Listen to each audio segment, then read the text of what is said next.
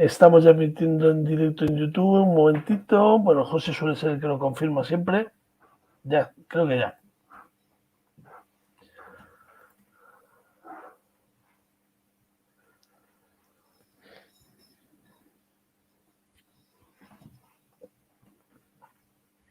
Estamos, Santi. Muy bien. Buenas noches, amigos.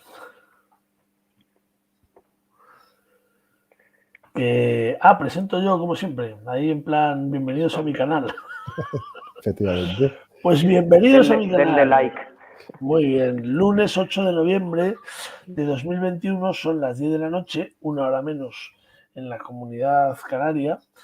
Y nada, pues bienvenidos un lunes más. Sabéis que solemos hacerlo con periodicidad mensual y más o menos lo vamos manteniendo, pues a una noche de diálogo de estas que pues ya llevamos, esta es la cuarta, siguiendo un poco pues con la excusa de, o bueno, no con la excusa, pero bueno, siguiendo un poco la estela del teólogo Geshem, sus libros, pues bueno, pues conversando, ¿no? Tres personas, tres amigos, tres conocidos, sin más pretensión que charlar un rato y, bueno, pues charlar de cosas un poquito más trascendentales de las que uno pues habla normalmente pues por la tarde, por la mañana, en el ascensor, pues bueno, pues algo un poquito más trascendental. Hoy pues nos va a presentar ahora Jorge un poco el libro que tenemos entre manos y el centro de la conversación, y esperamos pues bueno, pues que como siempre pues sea una conversación rica, interesante, y que bueno, y que los que os unáis o nos escuchéis pues de alguna manera también podéis participar a través del chat, ya lo sabéis, y bueno, pues que os sea también de provecho. Así que sin más introducción, sin más dilación, pues Jorge, coméntanos. Pues muchas gracias, Santi. Muy buenas noches, José Fer, Santi y todos los amigos y amigas que nos vais siguiendo, ¿no? Bueno, pues nos toca trabajar con este libro del Cosmos, ¿no? Yo aquí tengo la edición antigua que venían de 2 en 2, los libros de Gesé, pues ahí está José Fer con la edición nueva. Bueno, pues nos toca la del Cosmos. Es interesante porque, bueno, pues hemos visto al hombre, al ser humano. Empezamos por el mal, ni más ni menos, después el hombre, después el libro sobre Dios, y ahora nos toca sobre el cosmos en el sentido de creación, ¿no? Bueno, Gesé toma la palabra de cosmos pues tal cual la etimología griega, ¿no? Como esa, bueno, creación, orden, totalidad, que tiene un sentido, que es lo contrario al caos, ¿no? Y lo hace pues desde la clave con la que escribe toda esta pequeña suma teológica, pues que es muy enjundiosa y que tiene mucho de dónde sacar, que es meter en la ecuación, en este libro especialmente claro, a Dios, es decir, pensar las cosas desde Dios, por Dios y para Dios. Sin olvidar lo que se ha visto antes, es decir, el ser humano como centro de la creación, etcétera, que es uno de los leitmotiv que se va presentando a lo largo de todo el libro, y muy en diálogo con las ciencias, ¿no? Por eso aquí mis colegas pues me han lanzado a mí esto. Dice, tú que eres de esto, pues nos lo haces, ¿no? Desde las ciencias. Es verdad que, bueno, el libro pues es fantástico, nosotros somos fans, entonces ya no somos objetivos, ¿no? Con lo que viene, pero es verdad que tiene frases, expresiones, párrafos para sacar muchísimo jugo, y la verdad es que es una lectura como muy necesaria. Está dividida en 5 partes. Primero, pues lo que tiene que ver con la cosmología y con la antropología, lo que viene a ser un objetivo, en mi opinión, de recuperar la teología del cosmos, que quizás es algo que se ha perdido en alguno de los movimientos un poco de la teología de los últimos años. En la escolástica pues sí que había mucho, y de ahí vienen pues las pruebas de Santo Tomás y demás, que nos resultan limitadas quizás en este momento. Y después pues empieza a responder preguntas interesantes. La del dios relojero, ese dios ilustrado de los filósofos que monta una máquina muy perfecta y la deja rodar, que no es el Dios creador cristiano. nuestra Tierra, nuestro cosmos, nuestra creación cercana, como lugar donde puede habitar la palabra, donde puede habitar el logos, donde Dios puede manifestarse, que sí que es algo específico de la teología judeocristiana y que, bueno, pues es un capítulo que abre la puerta para el que quizás, en mi opinión, pues es el mejor, que es el capítulo 4, un mundo reencantado, ¿no? Cómo podemos volver a encontrar el encanto del mundo precisamente metiendo a Dios en la ecuación del cosmos, ¿no? Bueno, utiliza durante varios momentos la pregunta famosa de Einstein, o esa expresión, ¿no?, en aquella entrevista que tuvo con Niels Bohr, otro de los padres de la cuántica, hablando de que Dios no juega a los dados. Es verdad que con las frases de Albert Einstein, o sea, es para escribir un libro de cómo, si es que la frase es real suya, se saca totalmente de contexto y se le hace decir cualquier cosa, ¿no? Yo lo que estudié cuando estudié cuántica era que precisamente lo que él negaba era que hubiera tanta importancia para la probabilidad. La cuántica, entre otras cosas, es contraria a la mecánica clásica, a la física clásica, en el sentido de que no hay resultados exactos, y no porque tengamos aparatos que todavía no sean exactos, sino porque no se puede saber todo, sino porque hay unos límites muy claros y, por ejemplo, el modelo atómico, pues no podemos saber dónde está el electrón, en qué posición y a qué velocidad se mueve, con lo cual no podemos prever principio de indeterminación de Heisenberg, sino que tenemos que hacer predicciones de dónde puede estar con mayor probabilidad, y de ahí vienen los orbitales atómicos, etcétera, ¿no? Bueno, pues sobre todo con este juego de los dados introduce para mí un elemento en la ecuación fundamental, que es el elemento del juego, que viene también mucho en la Biblia, ¿no? En los libro de la sabiduría, en el libro de los proverbios, pues se habla de esa sabiduría con la que juega el mismo Dios, o que está jugando delante de Dios. Para pasar al último capítulo, que en mi opinión también es un capítulo fantástico, el que habla de la salvación. Es un pórtico al siguiente libro, que es duro, el libro del destino, pero es también, bueno, pues cómo podemos encontrar la salvación, cómo podemos ver que lo creado es también parte de lo salvado, de lo que estamos llamándonos.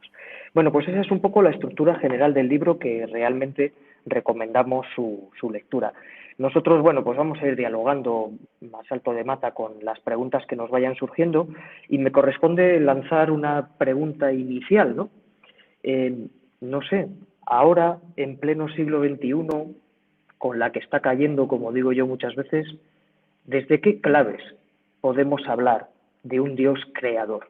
No vamos a decir si existe un Dios creador o no, nosotros hablamos desde nuestra fe y para nosotros es evidente, pero claro, no es lo mismo un Dios creador con minúsculas que el Dios creador. ¿Cuáles os parecen, Santi y Josefer, que pueden ser las claves para hablar hoy de un Dios creador?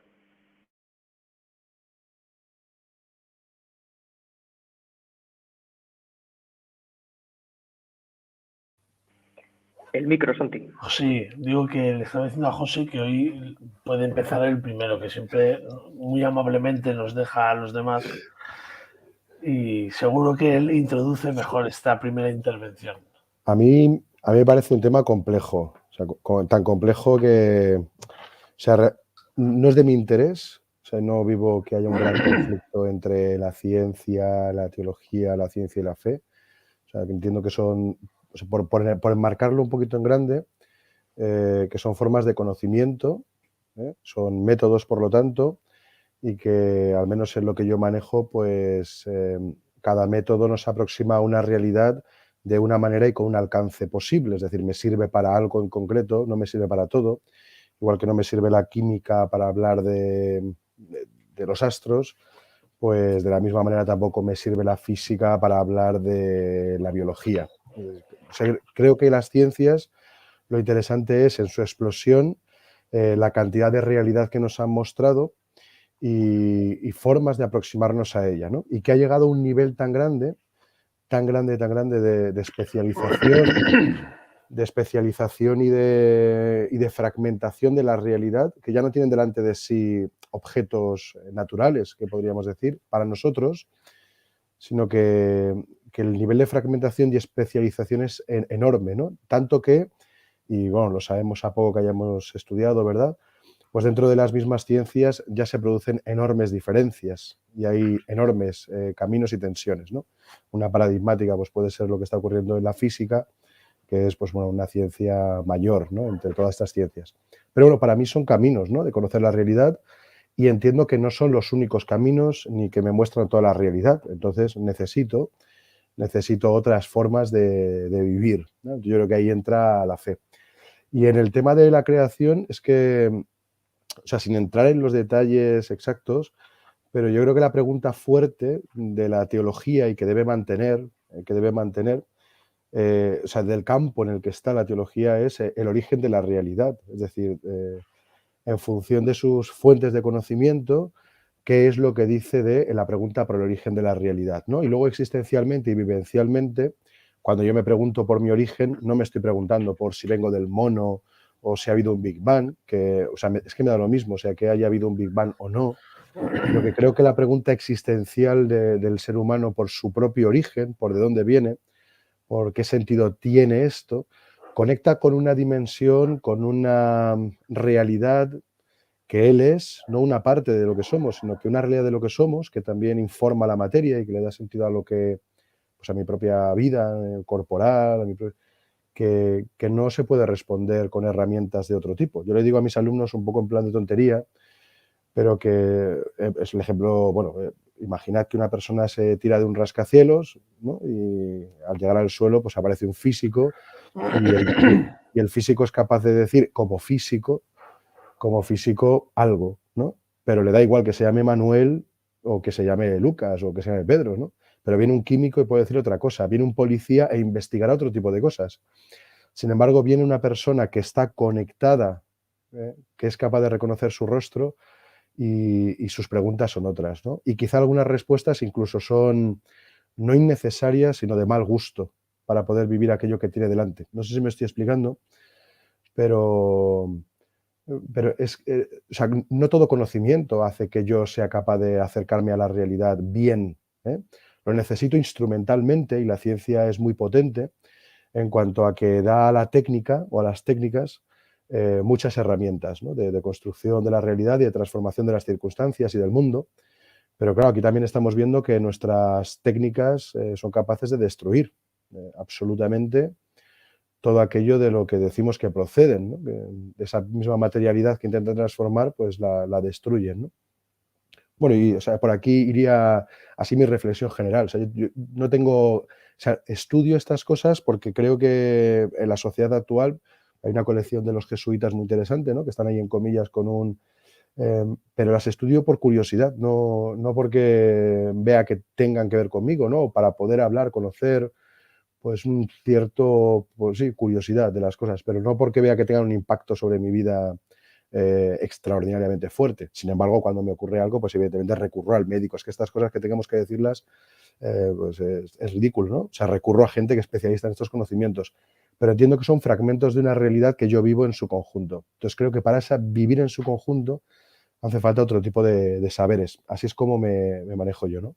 Y luego del libro de Geshe, yo no lo tenía, como no es un tema que me interese, ni siquiera había comprado el libro, o sea, me lo he leído aquí para el seminario y me ha reconciliado un poquitito, la verdad. Me parece que es un libro con la intención de reconciliar a la humanidad, escrito en 1994, bueno, publicado en 1994, para que hagamos una idea, faltaban 12 años para publicar, para el documental de Una verdad incómoda, o sea, ese movimiento así un poco ecologista más fuerte y tal.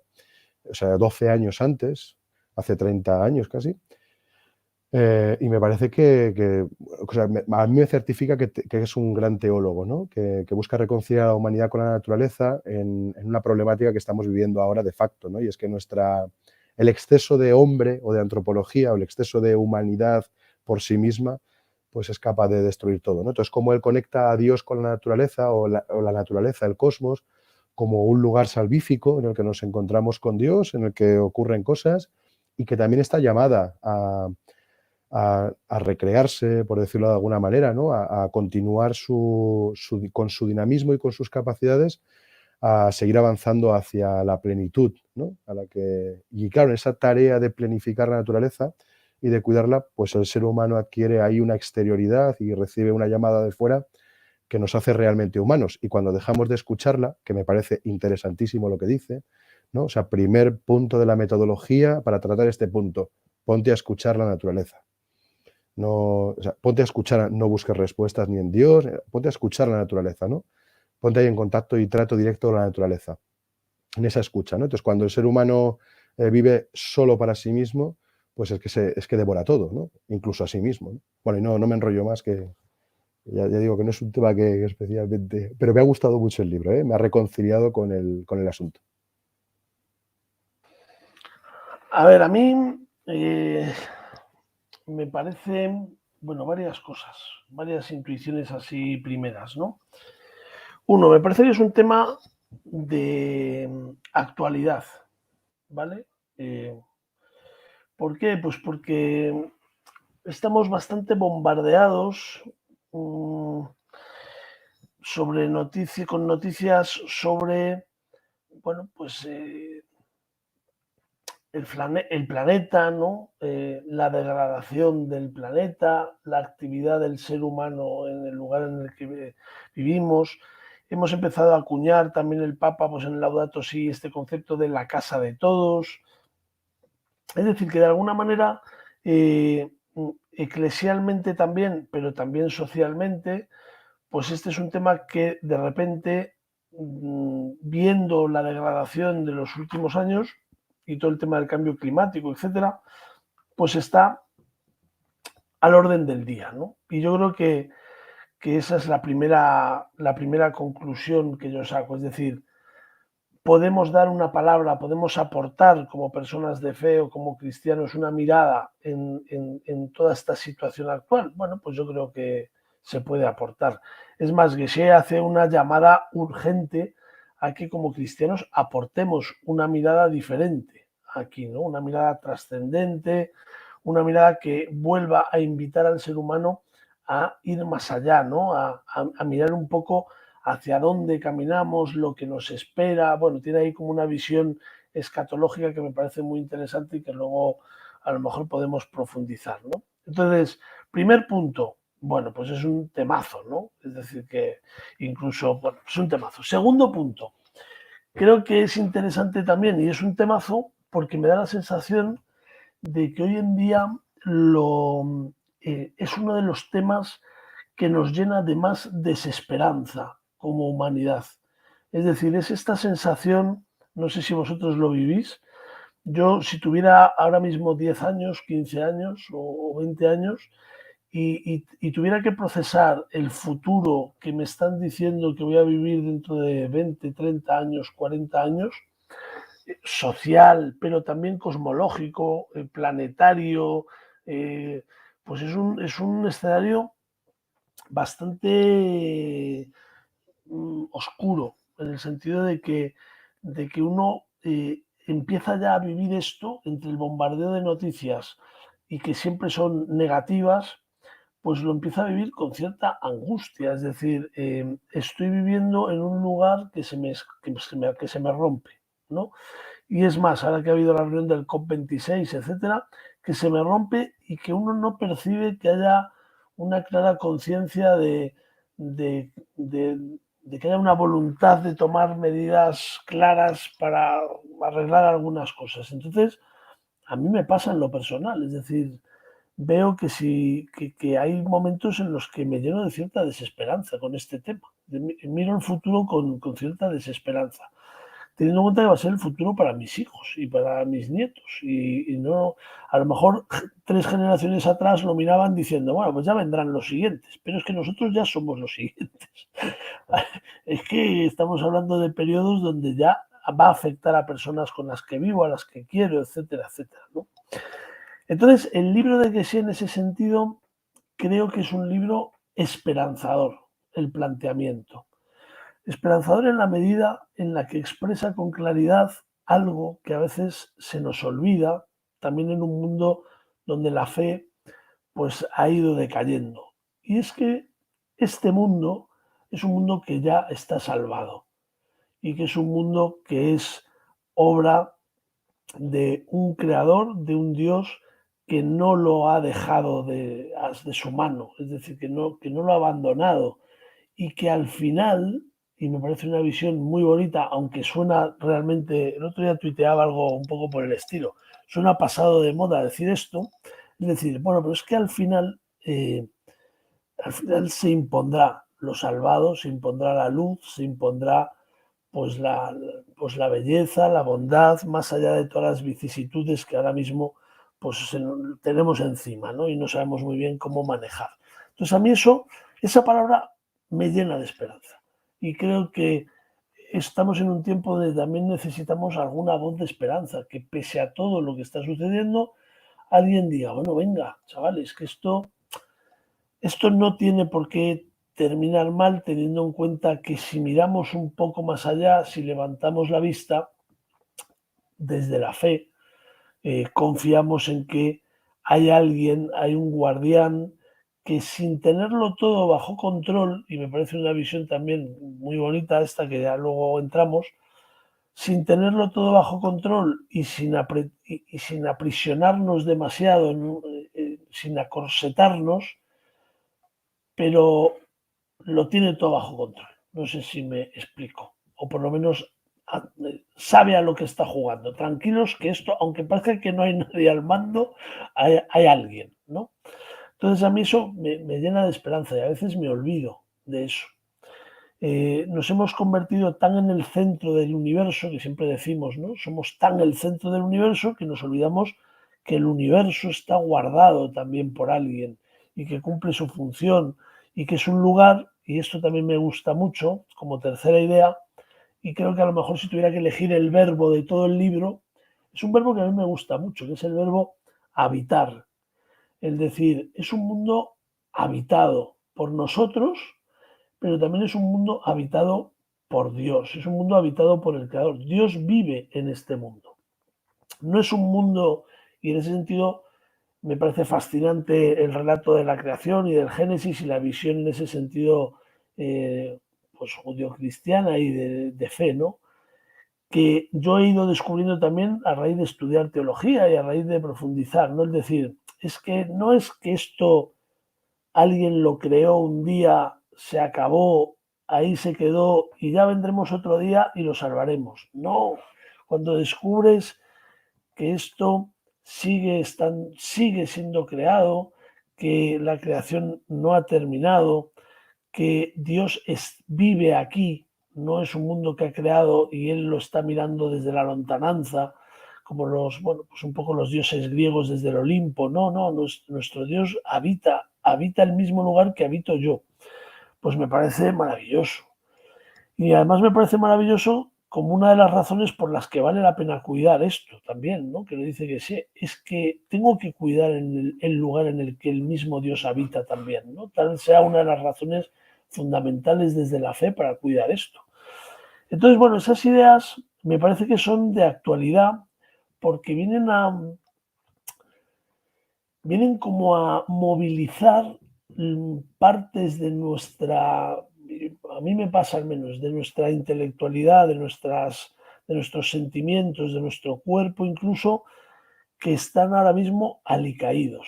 Y a mí me sube esto, me da subidón hablar de esto. O sea, el relato de la creación, que lo tenemos tan trillado, yo cada vez que leo a alguien que le vuelve a dar ahí una vueltecilla y le da la antropología de la creación y tal, me parece tan maravilloso que dices, joder, ¿por qué no hablamos más de esto? Porque el relato de la creación es tan bonito, darle sentido y hacer teología. Y me gusta tanto aprender de eso que me apasiona un montón. Es decir, que me parece uno de los relatos más maravillosos que tenemos, que como es el primero y nos hemos quedado con lo de Adán, Eva, la serpientita y la manzanita y esta cosa, dices, joder, tío, pues que es maravilloso este relato. Es como cuando vas a un museo, ves obras de arte, nadie te las explica y dices, bueno, pues sí, están bien.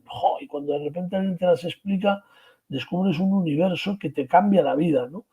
Pues yo lo vivo un poco así. fijaos, he empezado aquí a tope de power, ¿eh? Estoy hasta, vamos. Pero no sé, Hombre, bueno, esas ideas para empezar. Me quedo con esas ideas para empezar.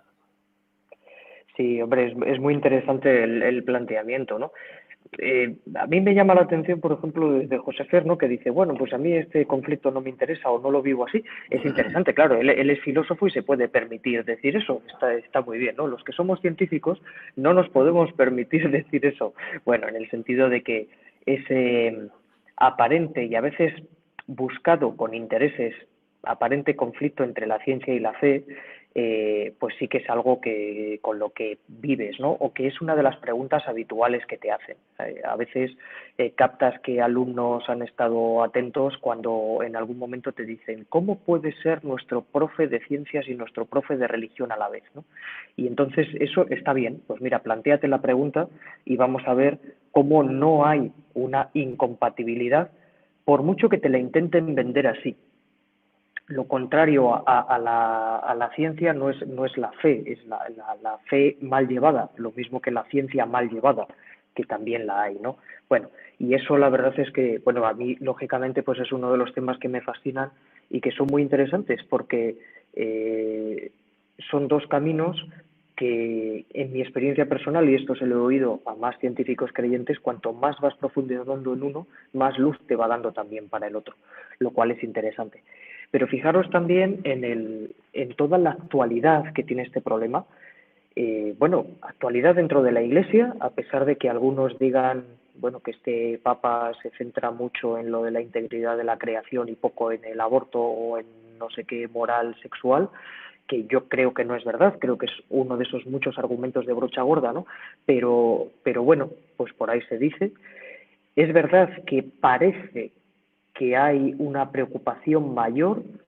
Yo desconfío un poco de los movimientos, no sé si decir ecologistas, porque de los ecologistas en general desconfío mucho, pero bueno, de los movimientos de cuidado del planeta que me parecen, vamos, muy necesarios y que yo que he sido scout toda la vida, pues siempre estoy reciclando el papel y aprovechando todo y todas esas cosas que las tienes muy incluidas y más desde la fe, es un tema muy de actualidad, pero no sé si no es una de esas muchas modas que en realidad hay intereses creados y que hay, bueno, pues gente que se está aprovechando de eso, quizás para tapar otras cosas, quizás para poner una agenda de temas que todavía no somos capaces de comprender. Pero lo que sí que es cierto es que, y en el libro viene muy claramente, o sea, desde la fe también podríamos decirlo así, hay una responsabilidad enorme del ser humano en el estado actual de la creación, en el estado actual del mundo. No solo de culpabilidad, que también la hay, sin lugar a dudas, ¿no? Si hemos convertido nuestro planeta pues, en un vertedero gigante, es así. Y eso prefiero que nos lo digamos nosotros a nosotros mismos a que nos digan que no tenemos que comer carne o que tenemos que ir en bicicleta personas que van en aviones privados a Glasgow hace una semana, ¿no? Bueno, que nunca han aterrizado tantos vuelos privados en Glasgow. Bueno, pero es verdad que hay una responsabilidad grande y que desde la fe esta responsabilidad viene desde los relatos del Génesis, que el hombre, el ser humano, es partícipe de la creación y es co-creador, es decir, que hemos recibido esta creación como un regalo para cuidarlo, para hacer que se desarrolle, etcétera, etcétera. Esa es una afirmación de fe que coincide con una afirmación, bueno, que debería ser de nuestra cultura, que debería ser humana. Hay otras de las afirmaciones que vosotros mismos habéis utilizado que son muy de afirmaciones de fe. O sea, el entender que hay esperanza en el fondo, porque hay orden en el fondo, porque hay sentido en lo que allí hay, bueno, pues es una afirmación de fe, pero no es una afirmación de fe solo religiosa. O sea, es la primera afirmación de fe de la ciencia. Es decir, que el mundo es cognoscible, ¿no? Dicen los finos, es decir, que podemos llegar a saber el sentido que tiene, que podemos llegar a saber las causas, las consecuencias, los mecanismos que allí hay. Es verdad que bueno, pues aquí en el libro pues habla poco de la cuántica, lo cual lo agradezco, porque yo cuando cuando se habla de la cuántica desde otros ámbitos y se utiliza media cosita de aquí y de allá y se habla de espiritualidad cuántica y de cosas y se utiliza la palabra holístico, ¿no? Hay un amigo mío que cada vez que vemos holístico nos enviamos un WhatsApp, ¿no? Porque es una de esas palabras que se ha puesto de moda para no decir nada, de decirlo todo, nunca mejor dicho, ¿no? La cuestión está, pero que bueno, se ponen de moda, ¿no? Y a veces, pues eso, espiritualidad cuántica, no sé cuánto cuántico, y dices, pero vamos a ver, que la cuántica, que son ecuaciones y matemáticas, o sea, o tú has estudiado muchísimas matemáticas, o no sé de qué cuántica me estás hablando. Pero bueno, aparte de eso, hay ahí una opción de fe en que el mundo puede ser comprendido y en que el ser humano forma parte de este mundo. Y hay una de las cuestiones que son básicas y que son de las que más complican, pues el estudio subatómico, por ejemplo, que es que el observador afecta a lo que está observando. Y esto es algo que en la mecánica clásica, en la física clásica, en nuestro día a día macromolecular, macroscópico, pues no vemos. O sea, yo estoy en una mesa de color marrón y es marrón, la mire o no la mire. Pero en el mundo cuántico no ocurre esto. Puede ser que sea marrón cuando la estoy mirando y que cuando no la estoy mirando ni siquiera sea una mesa. Pero nunca voy a poder saber lo que es, porque en cuanto la observo, es una mesa marrón. Eso nos lleva a un límite. Y es muy bueno que nuestro conocimiento llegue a límites asintóticos, límites a los que nunca puedes llegar a tocar del todo. Es decir, límites que dices, bueno, pues llega un momento en el que no lo sé con este camino. Por eso necesito muchos caminos, muchos puntos de vista, muchos lugares y la realidad pues es muy poliédrica. Es muy importante, creo, que como cristianos recuperemos el sano sentido de la teología de la creación en nuestro ser. No por la moda de que ahora haya, por el cambio climático, lo que sea, haya que hacer no sé qué, y menos metiéndonos en polémicas de si hay cambio climático o no, que esto ya no lo duda nadie, hay cambio climático, pero si es por causa del ser humano o no es por causa del ser humano. Y probablemente no haya una única causa, es decir, ha habido glaciaciones, ha habido olas de calor históricamente en periodos geológicos, etcétera, pero lo que está claro es que ahora estamos viviendo en algo que va a afectar directamente a las personas, que va a afectar a nuestro mundo.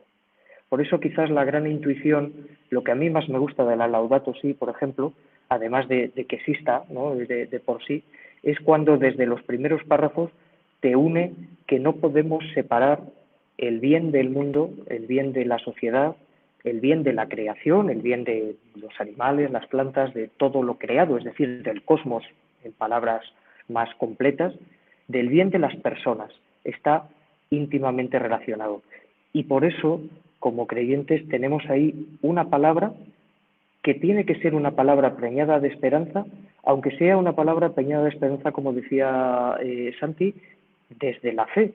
Porque lo que ha dicho Santi es el famoso adagio de Juliana de Norwich, de todo irá bien y todo irá bien y todas las cosas al final saldrán bien, porque vienen de Dios, que tiene el mundo como una avellana en sus manos, ¿no?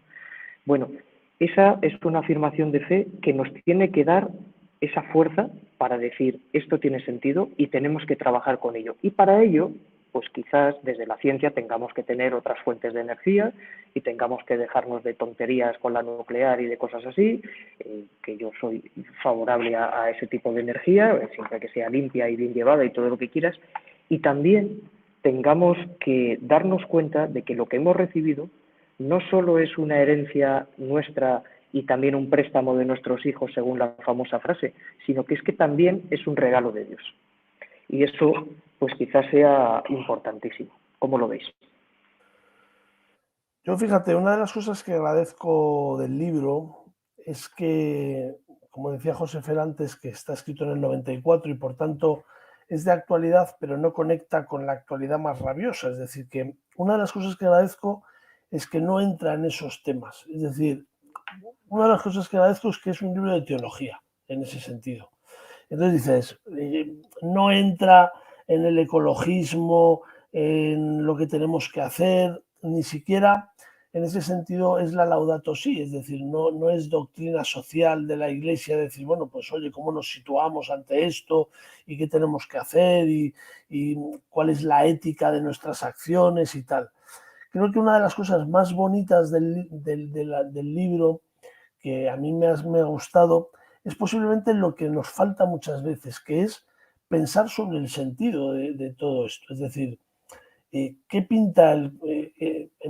Pues empieza desde diciendo que como seres humanos, como hombres, necesitamos un lugar que habitar, por ejemplo, ¿no?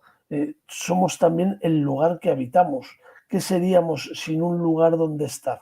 ¿Qué seríamos sin una casa en la que estar, un hogar en el que estar? Llámese, pues, bueno, pues todo eso, ¿no? Y luego, pues un poco toda la visión que va desarrollando, pues del tema que hablábamos de la creación, ¿no? Tú decías, Jorge, antes lo de los co-creadores, por ejemplo. Esa, ese rol del hombre, pues me parece muy importante llenarlo de sentido. Es decir, desde el pensar en qué estaba pensando Dios cuando decidió jugar de esta manera. Y podemos decir jugar porque a mí lo que me gusta de Gesell, ya lo he dicho en las otras noches de diálogo, es que se atreve a decir cosas que a lo mejor, ¿no? Este puntito de pues bueno, que se la juega a plantear cosas que dices, hombre, dices, luego él siempre va diciendo, no estoy diciendo que esto no sea importante, pero ¿por qué no nos planteamos la pregunta? ¿Y si Dios juega a los dados? ¿Y si fuera que sí? ¿No? ¿Y si Dios sí juega un poco a los dados? Vamos a ver qué quiere decir eso, vamos a darle sentido, pero ¿y si sí? ¿Y si Dios no tuviera todo bajo control? ¿Y si ese Dios creador en el que creemos, pues bueno, ha dado el primer empujón y luego, pues un poco, pues va viendo cómo van saliendo las cosas, ¿no? Y confía plenamente en un hombre que ha hecho a su imagen y semejanza para que dé continuidad a todo. Y le dota de capacidades para que siga creando. Y en ese sentido me parece, pues fascinante, ¿no? Por ejemplo, una de las cosas que tenemos encima ya desde hace tiempo, pero cada vez más, pues todos los dilemas éticos, ¿no? Los dilemas éticos de todo aquello que vamos descubriendo, de todo aquello que la ciencia va poniendo encima de la mesa, que la tecnología va poniendo encima de la mesa. Y, y estamos en tiempos donde, bueno, pues tenemos que decidir, es verdad, muchas cosas o pensar si son pertinentes o no, si las debemos hacer o no. Como decía alguna vez en alguna clase de moral en la que estuve, pues eso, ¿no? No todo lo que se puede hacer igual se debe hacer, ¿no? Eh, pero más allá de eso dices, más allá de eso también está la capacidad del hombre para llegar ahí. Es decir, en la capacidad del hombre para seguir creando, para seguir investigando, para seguir descubriendo, para seguir desplegando, que me parece también un verbo muy bonito, el seguir desplegando todas las capacidades de un cosmos que no está acabado, que seguimos, de alguna manera, es como un regalo que seguimos desenvolviendo poco a poco y del que todavía, como decías tú, Jorge, no sabemos seguramente muchísimas cosas. Y qué maravilloso es que el ser humano tenga esa capacidad. A veces nos asusta el progreso, nos asusta el conocimiento, nos asusta lo que vamos descubriendo porque nos pone delante de, bueno, decisiones que hay que tomar, cosas que hay que discernir, pero a la vez dices, pero qué magnífico que Dios ha elegido ese campo de juego. Podría haber elegido otro y decir, pues mira, esto lo dejo yo aquí, visto para sentencia, y aquí luego lanzo a los muñequitos para que vivan y bueno, pues ya está. Es decir que... Y eso, claro, nos condiciona nuestra manera de ser hombre, de ser persona en el mundo, nos condiciona y es parte de lo que tenemos también hoy. Es decir, esa libertad con la que Dios juega, pues es parte de lo, bueno, pues esa libertad que a veces acierta y a veces hierra y a veces es amor y a veces es pecado, ¿no? Pero claro, no sé, me parece en ese sentido pues muy bonito todo el tema de la co-creación, muy interesante que descubrirlo, es decir, sentir, yo no sé si esto lo pensamos, o sea, yo no creo que nadie se levante por la mañana diciéndose soy co-creador y Dios ha puesto en mis manos pues la parte de cosmos que hoy me toca vivir o la parte de cosmos en la que hoy estoy habitando. Yo creo que nadie lo piensa, pero a la vez, ojo, yo creo que si lo pensáramos, algunas cosas cambiarían, algunas miradas cambiarían. No sé, en ese sentido es en lo que más me gusta pensar, más que en determinadas políticas a día de hoy, que ya están los políticos para hacerlas, que nosotros como cristianos podemos aportar, evidentemente, pero yo creo que lo primero es intentar llenarnos de sentido, y creo que es una de las cosas que posiblemente pues nos falla hoy, es decir, que pues es lo que le digo yo a mis alumnos a veces, ¿no? Que pensamos poco, esa es la realidad. Es que le dedicamos muy poco tiempo a dar sentido a las cosas, a pensar sobre las cosas. Y entonces, cuando no hay sentido, cuando no hay horizonte, cuando no hay profundidad, pues es difícil luego pues hacer políticas, visiones, miradas y movimientos sociales que arreglen las cosas sobre las que posiblemente no tengo ni idea. Estoy ahí por encima. Entonces, bueno, en ese sentido es donde yo creo que el libro a mí personalmente me ayuda mucho, ¿no? Me ayuda mucho a ir hacia adentro para luego poder ir hacia afuera, ¿no? Bueno, no sé, es un poco como lo vivo yo también, todo este tema de la co-creación, de la libertad, de los límites del Dios que juega los dados, que me parece una idea muy interesante, el plantearla, ¿no? Es decir, y sí, ¿no? Un poco, ¿no? Eso es fascinante, hermano. No sé a vosotros qué os parece, pero ese Dios que contrapone Iglesia, que yo creo que más o menos lo tenemos claro, los que por lo menos hemos profundizado un poco, hemos estudiado un poco, pero hay mucha gente que no es consciente de esto, ¿no? Que sigue viendo la creación como algo acabado, que sucedió en algún momento, que Dios lo ha dejado todo, y cuando se va destripando y decir, ya, pero nos ha dado a nosotros el poder de poner nombre, el poder de nombrar a las cosas, el hacerlas existir, el poder de ser, me parece, a mí me parece fascinante, eso me parece emocionantísimo, no sé. Es decir, que creo que también hay que vivirlo, yo lo vivo con emoción estas cosas, igual soy un poco ingenuo todavía, pero lo vivo con emoción, sí me parece emocionante. toda esta visión y todo este Dios que me ha dejado hacer eso, ¿no? Participar de eso. Sí, o sea, yo, vamos, o sea, coincido con la intervención que he hecho al principio, no era para denigrar ni denostar nada, sino para decir, pues que, o sea, realmente el conflicto no lo veo. O sea, me enamora la ciencia cuando se hace y me encanta leer algunas cosas.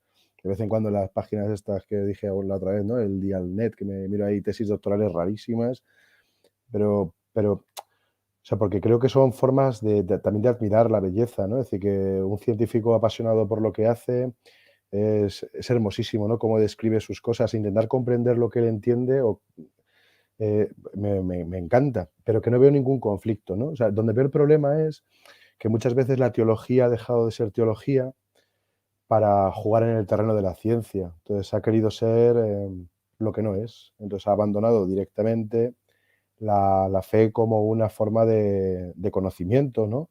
Y hacer su fe racional, o sea, dar razones de su propia fe, en lugar de pasarse a una racionalidad científica que intente justificar por vía de la causalidad, por ejemplo, que en el libro la critica duramente y que llevamos años pues criticándola duramente, de que no se trata de causa y efecto. O sea, es que hasta Santo Tomás hace 800 años fue mucho más amplio, ¿no? Y la causalidad la puso ahí, pues bueno, porque venía de donde venía y admiraba a Aristóteles, pero cuando pilló a Aristóteles necesitó hablar de la plenitud de la realidad, ¿no? En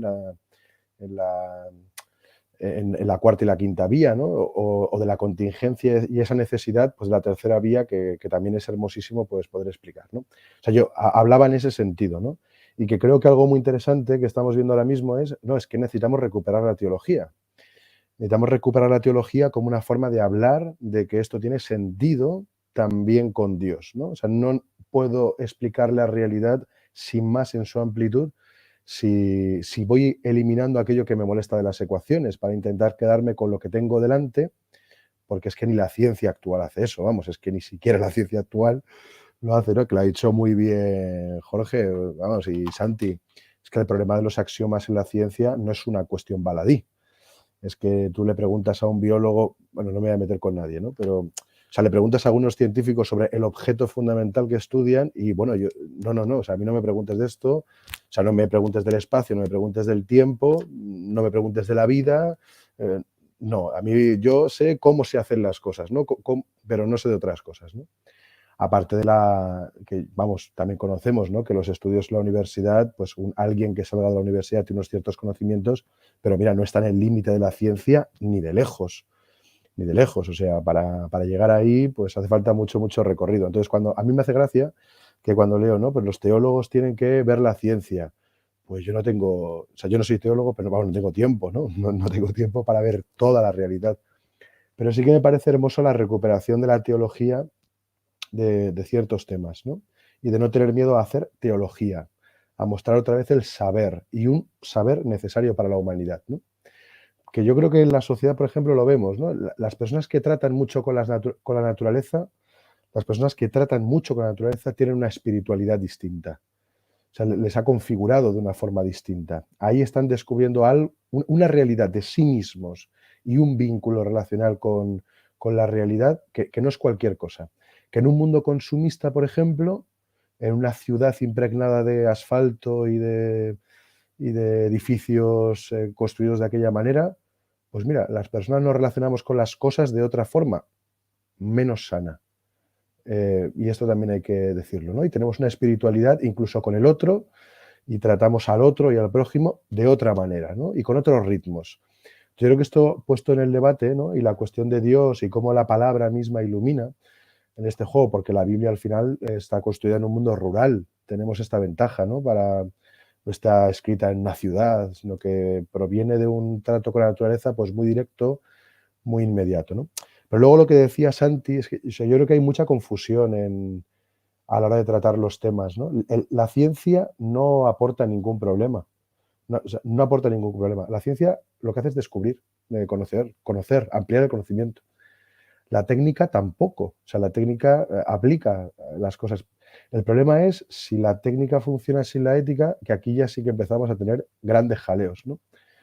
Porque la técnica por la técnica tampoco tiene fines por sí mismo, sino que algo la anima y la dirige, ¿no? Entonces, es como la ecología va a pasar, lamentablemente, lo siento, porque también hay un riesgo en estas cosas, no todo es bueno y tal, probablemente pues como el hambre, ¿no? El hambre durante mucho tiempo fue un reclamo social muy grande, movilizó, y cuando aparece ya en la agenda común de muchas personas, a mí me da que ahí no se resuelven hoy por hoy grandes temas, ¿no?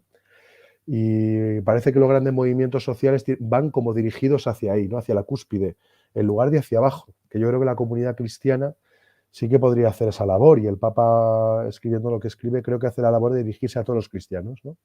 Entonces recibimos la Laudato Si, y yo desde que recibí la Laudato Si, pues en casa me pongo 2 jerseys cuando tengo frío, porque lo pone la Laudato Si, o sea, no es una reflexión, no sé si me estoy explicando, pero creo que en horizontal hay que construir mucho más que la verticalidad que creemos que va a solucionar todos los problemas, ¿no?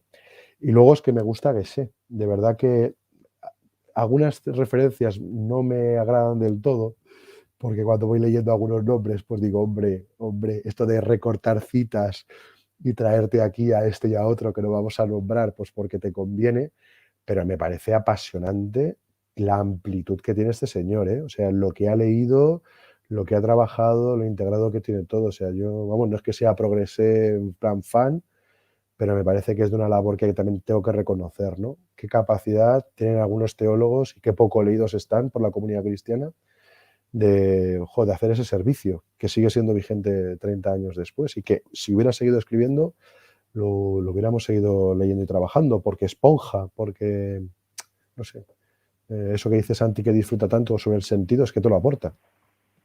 Perdón por las Pues sin intervenciones lugar a largas, dudas. pero... No, no, sin lugar a dudas. Y además, bueno, pues eso, con citas, este libro tiene especialmente de citas muy diversas, de ámbitos filosóficos muy diversos, incluso, bueno, pues tienes un teólogo construyendo un discurso teológico a partir de Hannah Arendt que no deja de tener su gracia y su objetivo claro, ¿no?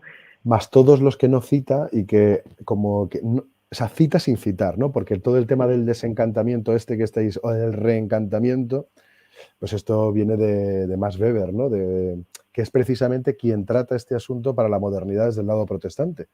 Y él opta por, el lugar de desencantar, o de Bullmann, ¿no? Desmitologizar, pues habla por reencantar otra vez, que yo creo que es una labor bien interesante. Tenemos una amiga en el chat, Nerea, que nos dice, creo que en nuestra forma de sociedad se nos olvida que no somos el centro. Creo que en todo pensamos por y para nosotros mismos y eso nos crea desesperanza y ver la salvación nos cuesta a todos, ¿no? Y la verdad es que el mismo Jesse en el libro, bueno, empieza así, con cuál es el lugar del ser humano, si es en el centro, si es hombre en medida de todas las cosas. Bueno, él parte del enciclopedismo, pero podía haber sido de otras épocas históricas también. Pero es cierto que ahora mismo, bueno, pues parece que todo tiene que pasar por este tamiz, cuando en realidad no somos el centro de la creación. O sea, eso es así. Hay un científico que le ha pegado palos muy fuertes a la religión, o sea, un científico al que merece la pena leer, que es Carl Sagan, ya falleció desgraciadamente, ¿no? Pero Carl Sagan, cuya serie famosa de televisión pues se llama Cosmos, y muchos de nosotros pues nos encantamos con la ciencia a través de esa serie, tiene un fragmento maravilloso que lo he utilizado muchas veces con los chicos, que se llama Ese punto azul pálido. Y es la reflexión que él hace a partir de la foto que una de las sondas, ya no recuerdo si fue una de las Voyager o de las Pioneer, envió desde casi el límite del sistema solar de la Tierra, entonces muchos kilómetros de distancia, y se ve un puntito azul pálido. Entonces la reflexión que hace Sagan, que es fascinante, o sea, es para rumiar, te dice: todas las creencias, todas las guerras, todos los conflictos, todas las personas que has querido, todas las que te han traído aquí, todas las que serán tus descendientes, todas están en ese punto azul pálido, que apenas es una mota de polvo en un universo muchísimo más grande, y que ni siquiera es el planeta más espectacular del sistema solar y así, ¿no? Y yo creo que eso es algo que hay que leer, porque Sagan le pegaba mucho palo, yo creo que a la mala teología o a la mala religión, a la teología que tiene miedo del diálogo, que esto nos pasa. O sea, dices, pero ¿qué miedo hay? Pero nos pasa porque a veces tenemos pocas respuestas desde la teología, que no significa tener todas las certezas, pero sí el haberte planteado las preguntas, ¿no? Y esto, bueno, pues hombre, si en general nos movemos con conocimientos pues bastante someros de casi todo, porque nadie sabemos muchísimo de todo, nos pasa especialmente con la teología, ¿no? Esa famosa gráfica que el que ha leído un poquito y cree que sabe todo, y según vas leyendo más, al final te das cuenta de que sabes menos, y al final hablas menos de lo que hay, que es completamente cierta. En el tema de la teología, a mí me lo explicaron con un dicho en primero de carrera. Dijeron, bueno, que cuando bebes un sorbito de teología pierdes la fe, y cuando te acabas el vaso hasta el final la recuperas. Claro, porque al principio, pues ¿qué hicieron nuestros profesores de teología? Yo todavía recuerdo a algún profesor nuestro de Antiguo y de Nuevo Testamento que lo que se dedicaba era a destruir cualquiera de nuestras certezas que creíamos tener, de Jesús nació en Belén, no sé cuánto, y bla, bla, bla, bla, bla, bla, de cosas muy, muy básicas que tú pensabas, para después reconstruir, ¿no? Quizás a nivel de iglesia, que es un tema que a mí me suele preocupar, hemos deconstruido sin construir. O sea, hemos destruido muchas cosas porque hay que hacerlo, porque es necesario, pero luego no hemos dado las claves para volverlas a construir. Quizás con la teología de la creación, era uno de los pensamientos que me surgía al leer a Jesse, nos ha pasado eso.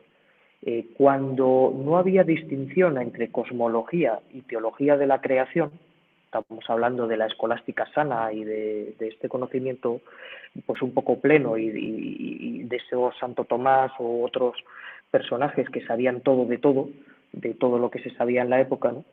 pues estaba muy claro, estaba bien organizado. Cuando eso ha evolucionado tanto y ya no está tan claro, quizás los cristianos nos hemos quedado sin herramientas para ese diálogo y nos sentimos un poquito enanitos frente a la ciencia, incluso la mala ciencia de Dawkins y compañía, que es que hacen mala ciencia, pero como que no tenemos argumentos y eso nos crea pues entre un cierto sentido de pequeñez y entonces tal, y a la vez unas resistencias que te llevan, bueno, pues a unos integrismos o unas cuestiones que no son así. Quizás todavía no tenemos bien asimilado que el ser humano no es el centro del universo. Y eso no quiere decir que no seamos el ojito derecho de la creación, que no seamos esa imagen y semejanza, ¿no? Ese criatura querida cuyo nombre está tatuado en la mano de Dios, ¿no? Como dice la palabra, sino que cuál es realmente nuestro lugar y el asumir que quizás no tengamos respuestas para todo, eso es un proceso que todavía nos falta por hacer.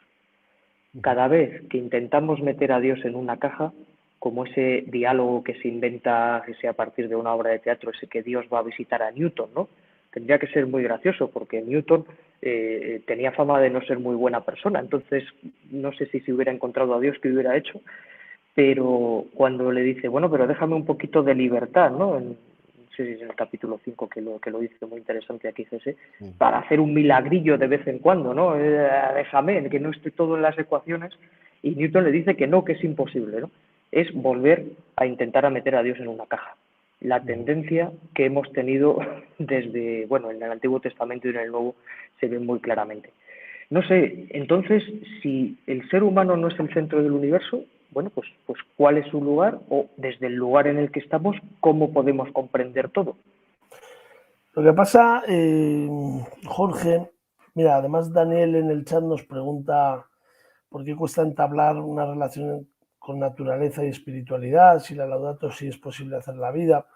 Hay una cosa que estás diciendo ahora, que ha dicho José Fernández, que me parece muy, muy importante y yo creo que muy condicionante en estos tiempos, y es, conectándolo con esto de la naturaleza, creo que el cosmos tampoco es hablar solo de la naturaleza, me parece que es una visión es de una totalidad, ¿no? Más que de bueno, la naturaleza forma parte del cosmos, bueno, pero bueno, independientemente de eso, yo creo que es verdad que la pérdida de conexión con la naturaleza nos ha sumido en un ser de una manera que condiciona mucho todo esto. Es decir, ¿cómo no sentirse el centro del universo si vivo en un lugar donde soy el centro del universo? Es decir, donde no veo nada que yo no haya creado. Pues es difícil. Quiero decir, de vivir en un lugar donde uno pueda admirar las estrellas por la noche, o pueda sentir el aire, o pueda descubrir cómo brotan las flores en primavera y cómo se repliegan, cómo empiezan a caer las hojas. Yo, es que ahora, hace poco nos hemos comprado una casa y estoy descubriendo cosas que yo desconocía. Y fíjate que vivo en una casa, bueno, que es salir un poco de Salamanca, vamos, seguimos viviendo en el cole, pero los fines de semana vamos, una casa que es a las afueras de Salamanca, que tiene un jardín y tiene unos árboles y tal, una cosa tan pequeña como esa. Y en cambio, de repente suceden cosas que no tenías ni idea de que sucedían. O que si tenías idea, lo sabías por los libros, pero nunca habías visto el proceso de la naturaleza. Cómo yo no sabía que los caracoles salían por la noche. Pero salían por la noche quiere decir que sales por la puerta de casa por la noche y hay 300 caracoles. No lo sabía. No sabía que siguen brotando rosas en noviembre. No sabía... pero ¿cómo lo voy a saber? Si no lo veo. Quiero decir que no lo veo. ¿Cómo me voy a preguntar por la naturaleza si no tengo naturaleza? ¿Cómo voy a sentir que yo soy parte de una creación cuando todo lo que me rodea lo he creado yo? Es decir, me he despegado tanto ya no sé lo que es pisar tierra, no sé lo que es pisar piedra, no sé lo que es sentir el agua pues en mis manos, en mis pies, no. Entonces creo que eso condiciona muchísimo, es decir, condiciona mucho más de lo que pensamos. Entonces tenemos generaciones de jóvenes, de niños que estudian naturaleza en los libros, pero no tienen ni idea de nada natural. Cuando vivía aquí el Padre Jesús, que estuvo muchos años en África, pues él decía, es que no entiendo por qué. Y yo decía, Jesús, es que no han visto, que más allá de un perro o un gato, no han visto un animal en su vida. Ni saben cómo brota una flor, no lo saben.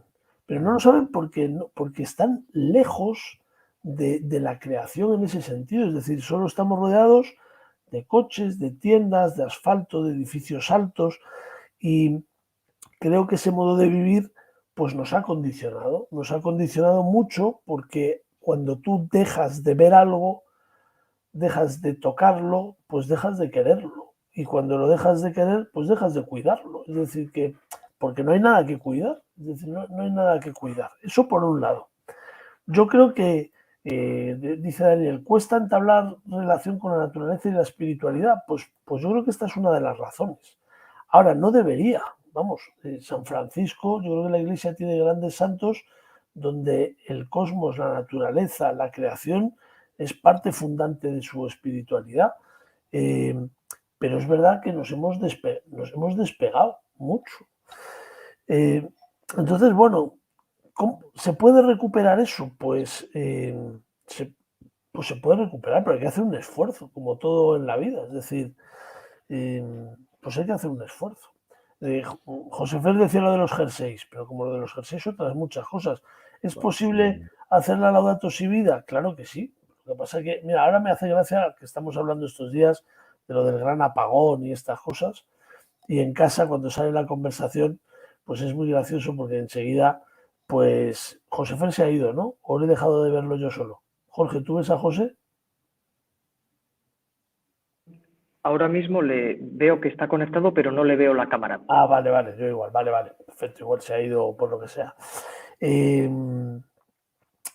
Cuando salen estas conversaciones te das cuenta de dónde hemos instalado la vida, ¿no? De repente es apocalíptico todo lo que suponga, en el fondo, vivir como hace, por otra parte, pues 20 años o 25 años, que dices que no es volver a las cavernas, que se corte Internet, pues es, oye, que nosotros, que somos relativamente jóvenes, vivimos en un mundo sin Internet, sin teléfono móvil, sin conexión permanente, en un mundo donde solo había una marca de yogur en los supermercados, en un mundo que, bajo los criterios de hoy, estaría desabastecido, por supuesto, porque no hay nada, ¿no?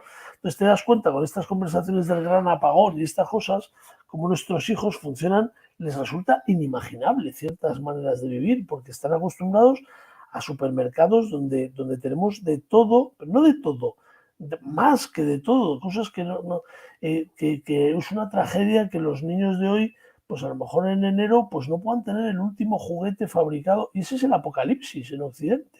Es decir, y luego dices, pero es que el 80% del mundo vive así.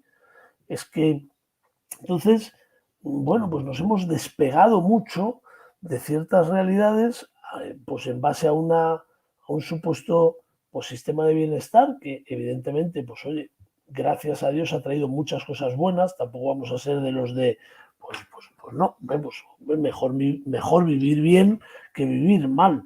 El problema es cuando vivir bien hace que te olvides o te despegues de realidades que son fundamentales en tu ser, ¿no? Entonces, bueno, desde hay ahí... que colocar las cosas, por interrumpirnos y tal, que ha Sí, dicho sí, Jorge que a bien, las bien. 11 nos íbamos, así que... Pero que hay que colocar las cosas, o sea, bienestar no es bien ser, y la vida va por un lado y las circunstancias van por el otro, ¿no? O sea, que tenemos un conocimiento capaz de afectar el mundo en su conjunto y de transformarlo y de cambiarlo por otro. Y que aquellos que vengan nuevos a esta realidad que llamamos mundo, no cosmos, no mundo, no conocen nada más que eso inmediato, que está lleno de artefactos, objetos, instrumentos, y que tienen que aprender a conocer, pero que la que estamos hablando de creación y de naturaleza está en otro orden de realidad. Es decir, que hemos podido sustituir, igual que las pantallas nos damos cuenta de que, oye, pues pueden acercar a las personas o pueden alejarlas mucho, de igual modo, pues tantos instrumentos a nuestro alrededor pueden o alejarnos de la naturaleza o separarnos, ¿no? Y bueno, simplemente os recomiendo, porque ya sois adultos y tal, pero estamos en el centenario y no lo he citado, pero lo voy a citar, Franz Rosenzweig, ¿sí? La Estrella de la Redención, que es un libraco espectacular de los que se sufre leyendo, pero con intuiciones de verdad potentísimas para pararse casi por partes, ¿no? Y oye, si lo podéis, ha reeditado ahora la tercera edición, Sígueme, y es la creación, la revelación y la redención, ¿eh? Y yo creo que os va a encantar, ¿no? En el sentido de no podemos vivir sin amar el mundo en el que estamos. O sea, no se trata de que tenemos una conexión especial con Dios, ¿no? Y yo creo que a la pregunta de Dani, que no sé qué Dani es, pero saludos Dani, no hay espiritualidad sin naturaleza, o sea, sin creación. O sea, es que niego la mayor. Es que es imposible plantear ese tipo de vida. O sea, no hay espiritualidad sin naturaleza y sin creación, ¿vale? Y luego un montón de cosas que habéis dicho que son súper interesantes, pero que, como siempre, nos hacemos un guión, aunque sea última hora, o vamos a estar así. Y sigo reivindicando que aquí deberíamos invitar a más gente, empezando por mujeres, que ya van 4 reuniones y me empieza a dar vergüenza. Así que yo ahí lo sigo diciendo. Aquí otras voces tienen que estar, que si no... Nos lo ponemos como tarea para la próxima, ¿no? Mira, para hablar del destino, que es el próximo, Sí. pues tendremos que hacerlo así. Simplemente una curiosidad, ¿no? De una conversación de hace unos días con unos chavales universitarios hablando de esto precisamente, ¿no? Del gran apagón, de, bueno, lo que ahora nos dicen, de que igual, pues que no se pueden fabricar todos los ordenadores que están previstos porque hay una crisis de los semiconductores y cosas de estas, ¿no? Y entonces uno de los chavales dice, pero si lo único que nos ha salvado de la pandemia ha sido la tecnología. Y digo, ahí hay mucho, de donde arar. Ahí hay mucho. Si creemos que lo único que nos ha salvado, bueno, pues de aquel confinamiento que algunos vivimos sin más pena que gloria, otros han podido vivir muy malamente y para algunos ha sido realmente algo dramático, con vidas de por medio, pero no sé si la salvación ha sido la tecnología. Sí que nos ha ayudado para muchas cosas y, oye, se ha podido hacer videoconferencias como esta, pero es curioso que eso te lo diga, bueno, pues un joven y no alguien, bueno, pues un joven que piensa, por lo menos. ¿Sabes qué pasa, Jorge? Y sí, se nos va la hora. Distraerse no es alcanzar la salvación, ¿eh? O sea, distraerse, por muy duro que sea la realidad, pero distraerse no es un camino en general. Voy a reivindicar a un gran profesor de filosofía que muy cercano a los jóvenes, que es aquí José Fer, que siempre alguna vez comparte en las redes, y es verdad, la capacidad muchas veces que les robamos a los jóvenes es verdad que somos una sociedad que nos cuesta pensar, eso es cierto, pero a la vez, como nos cuesta pensar, hemos llegado a un punto donde evitamos ya que piensen mucho, porque como no van a saber pensar, pues entonces ya no pensamos nunca. Y a veces incluso yo lo veo en nuestros procesos pastorales y vamos siempre a temitas, muchas veces, ¿no? Y normalmente relacionados con la moral, con el comportamiento, con la ética, que es muy importante. Pero creo que una de las cosas con las que me voy de este libro de Geshe es la necesidad de volver a sacar las grandes cuestiones. Es decir, de volver a decirle a la gente, tío, tienes 20 años, 18, 17, me da igual, levanta la mirada y mira más allá, piensa en quién eres, piensa en lo que te espera, piensa que, no sé, ese llamado a decir, vamos a volver a hablar de cosas que son realmente importantes, a dar sentido a qué hacemos. Estas preguntas que ya las dejas casi como, parece que son de los abueletes, ¿no? Las grandes preguntas, ¿qué hacemos aquí? ¿A dónde vamos? El otro día os voy a contar una cosa y ya terminamos si queréis, pero fue una experiencia muy bonita. El Día de Difuntos.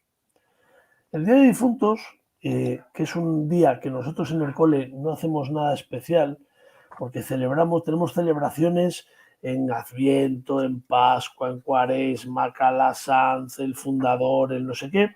Difuntos no entra dentro de nuestras programaciones. Pero es que resulta que hablar sobre la vida y la muerte le interesa a todo el mundo. Le interesa a todo el mundo. Y entonces tú de repente, un año, como hemos hecho nosotros el otro día, planteas una oración de la mañana donde, bueno, pues salimos en este caso Esther y yo, mi mujer y yo, haciendo una pequeña oración y una pequeña reflexión sobre la vida y la muerte, les invitas a ir a la iglesia en el recreo a simplemente tener presente a pues, sus seres queridos que han fallecido, alguna... Y de repente ves que es que eso les interesa. O sea, es que eso conecta con preocupaciones fundamentales que ellos tienen hoy también, que no tienen a nadie muchas veces con la que hablar de estas cosas. Y dices, pero, jo, y te da que pensar, porque dices, estamos diciendo que, jo, qué mal se portan en las misas, que es que no vienen a nada, que no sé qué, y de repente dices, ah, coño, es que el Día de Difuntos conecta. ¿Y por qué conecta? Entre otras cosas, porque son las grandes preguntas. Porque son preguntas que nos hacemos todos. Porque siempre hay alguien que vive, que muere, que pierde sentido de su vida, que no sabe por qué está aquí, que se siente perdido muchas veces, que ve que su abuelo se ha ido o que han atropellado a no sé quién y que eso te lleva a pensar qué hay luego más allá. Y esto nos parece tan surrealista que un joven de hoy lo piense, que entonces asumimos que no lo piensa nadie. Y nos contentamos con 4 chorraditas sobre, bueno, pues que tenemos que ser buenos y qué hacemos y si vamos a ayudar, que oye, que es muy importante, si vamos a ayudar aquí o vamos a ayudar allá. Y yo creo que en este sentido tenemos que darle una vuelta a algunas cosas. Es mi intuición, ¿eh?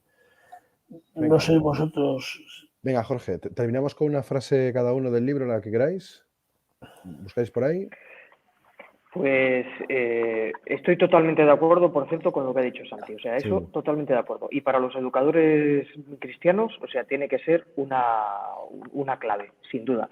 Yo hay una que me ha encantado y que me he quedado dándole vueltas cuando he releído el libro, pero que creo que no es de él. Lo que pasa es que no cita de dónde es, pero sí que la entrecomilla, ¿no? Aquello de el silencio después de la música de Mozart sigue siendo de Mozart. Sí. Venga, pues yo el final del capítulo 4, que es el post-it este que he compartido hoy en redes sociales, viene de aquí. Nos jugamos, bueno, como el hijo, que no lo es de verdad, más que cuando ha sido adoptado también por su padre, nos jugamos, entre comillas, nuestra filiación. En este tema se entiende, ¿no? Pero como dice el libro de la sabiduría, sobre las rodillas de Dios, este gesto hebreo, ¿no? Para nosotros también el juego de la creación será el de una confianza. Y de una confianza totalmente rodeada y confirmada por un cosmos que el Padre ha creado precisamente, entre comillas, en la espera y la impaciencia, Romanos 8:19, de que aceptamos devenir hijos.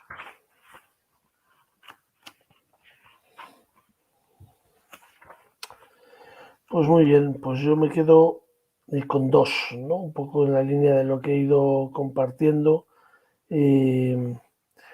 Una que dice, el hombre de esta tierra está hecho para más y sin ello no es nada. Y luego, pues este llamamiento a... hay un sitio, sí, en la página 86, que dice, el mundo espera algo de nosotros, el mundo escucha la fe. Pues yo me voy con ese llamado. Pues muchas gracias. Muy bien. Pues nada, dentro de un mes aproximadamente, ¿no? A ver cómo nos cae también con puente y todas esas cosas, pues trataremos el tema del destino, el siguiente del libro, ¿no? Quizás con algún invitado o invitada más que nos pueda echar una mano y iluminar el diálogo. Muchísimas gracias, José Fer y Santi, por este ratejo compartido. A vosotros. Un abrazo. Chao. Cuidaos.